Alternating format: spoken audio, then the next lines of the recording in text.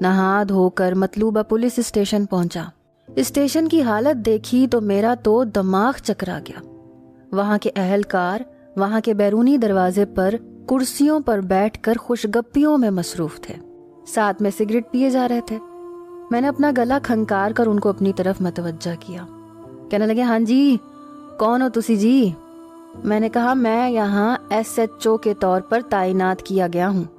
मैंने अपना कार्ड दिखाया तो वो दोनों अहलकार हड़बड़ा के उठकर खड़े हो गए, मुझे सैल्यूट मारने लगे, अपनी शर्टें पैंटों के अंदर देने लगे।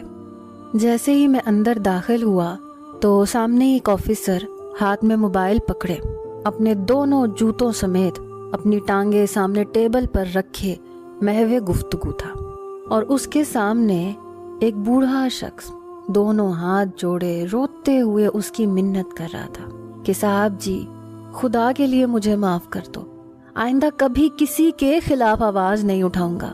वो पुलिस ऑफिसर फोन पर कह रहा था, सुन लिया आपने चौधरी साहब, इसको बस 2 जूते मारे हैं, लाइन पर आ गया।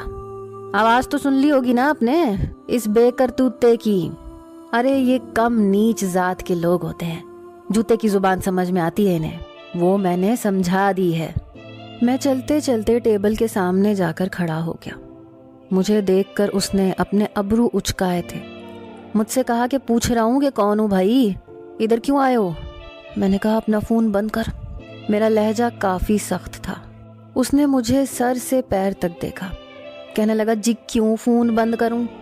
मैंने कहा, इसलिए कि मैं तुमसे कह रहा हूं कि अपना फोन बंद करो। मेरी बात सुनकर वो फोन पर बात करने वाले के साथ मुखातिब हुआ।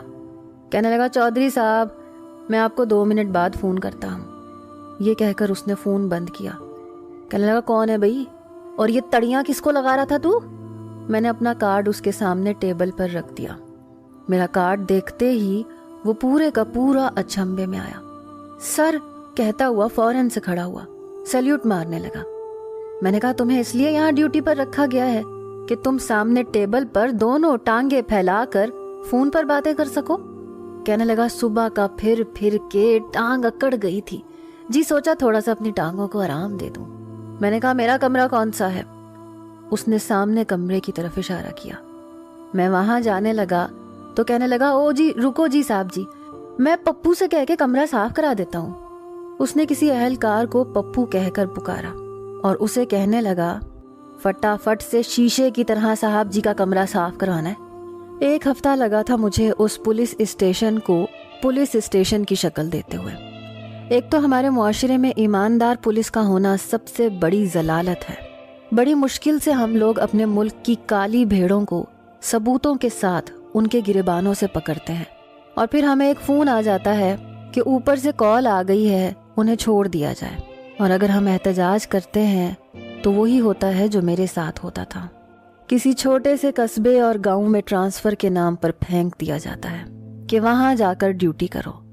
मुझे समझ नहीं आती ये ऊपर का फोन कब हम ईमानदार पुलिस वालों पर बंद होगा।